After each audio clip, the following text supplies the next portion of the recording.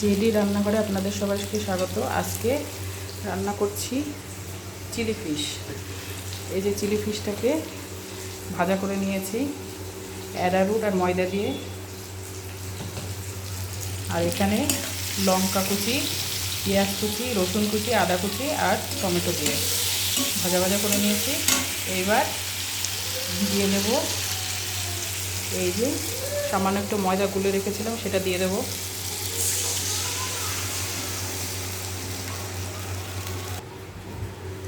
সামান্য একটু soya sauce দেবো।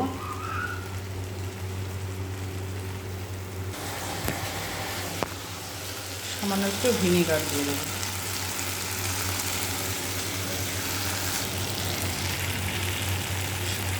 লবণ দিয়ে দেবো।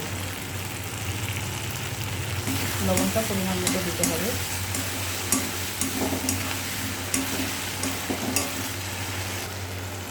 এখানে যেহেতু লঙ্কা কুচি দিয়েছি, এই জন্য আর কোনো ঝাল দেবো না।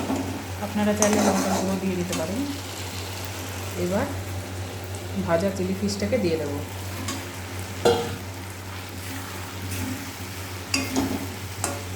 নাড়াচাড়া দিয়ে নেব।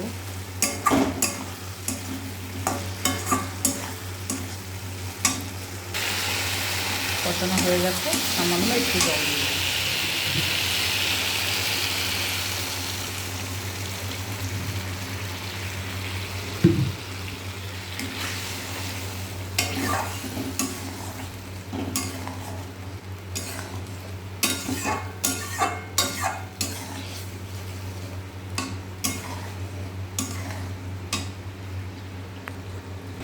একদম সামান্য পরিমাণে হলুদ দিয়ে দেবো।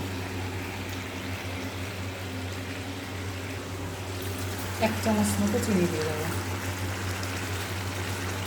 যদি একটু মিষ্টি বেশি থাকে তাহলে আরেকটু দেবেন, আমি আরেকটু দেব।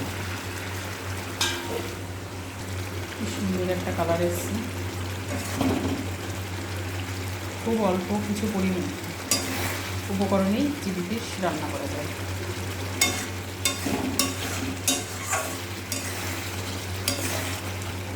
আপনাদের বাড়িতে যদি কর্নফ্লাওয়ার না থাকে তাহলে অ্যারারুট দিয়েও করতে পারেন, এটা দিয়েও হয়।